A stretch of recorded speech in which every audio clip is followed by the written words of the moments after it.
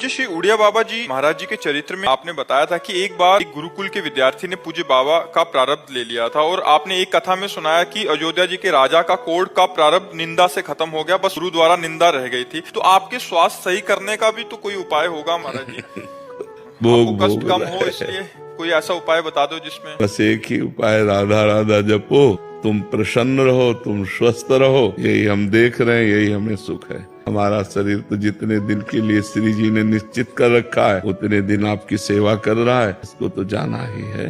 ये प्रारब्ध अमोघ प्रारब्ध है। मोघ माने व्यर्थ होना, अमोघ माने व्यर्थ ना होना। ये प्रारब्ध व्यर्थ नहीं होगा, ये भोग के जाएगा। अभी तक ठाकुर जी की कृपा से 8 ज्योतिर्लिंग शक्तिपीठ के दर्शन कर चुका हूँ। मेरे मन में ये जानने की जिज्ञासा है कि जो एनर्जी मुझे ज्योतिर्लिंग शक्तिपीठ में या वृंदावन में महसूस होती है वो सब एक ही है क्या? और क्या हमें अलग अलग सभी मंदिरों में या ज्योतिर्लिंग जाना चाहिए या अपने मन को एक इसमें हमारी श्रद्धा प्रबल काम करती है। आपका जहाँ श्रद्धा प्रबल हो जाएगी वहीं से आपको ऊर्जा मिलने लगेगी, और श्रद्धा प्रबल ना हो तो कहीं भी आपको ऊर्जा का अनुभव नहीं होगा। सर्वत्र भगवान तो है ही, पर श्री विग्रह के रूप में, अर्चावतार के रूप में जहाँ प्रकट है वहाँ रोज आराधना होती, तो वहाँ का वायुमंडल बड़ा पवित्र होता है। तो पवित्र वायुमंडल से हमारे अंदर आध्यात्मिक शक्ति जागृत होती है, आध्यात्मिक ऊर्जा की प्राप्ति होती है। उसमें प्रधानता हमारी श्रद्धा होती है। जगन्नाथ जी की कृपा से उनमें पिता भाव अनुभव होता है और श्री जी की अनंत कृपा से जब आपको श्रवण करने का अवसर मिलता तो ऐसा लगा कि जैसे साक्षात जगन्नाथ जी आपके रूप में बात कर रहे हैं। महाराज जी,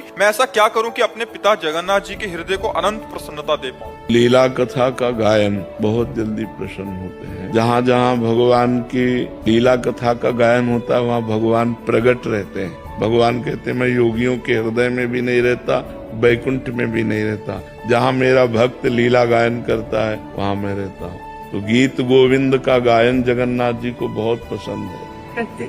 तो आप जब जब उनको गीत गोविंद सुनाएंगी तब तब वो आपके पास होंगे और वो सुन रहे होंगे।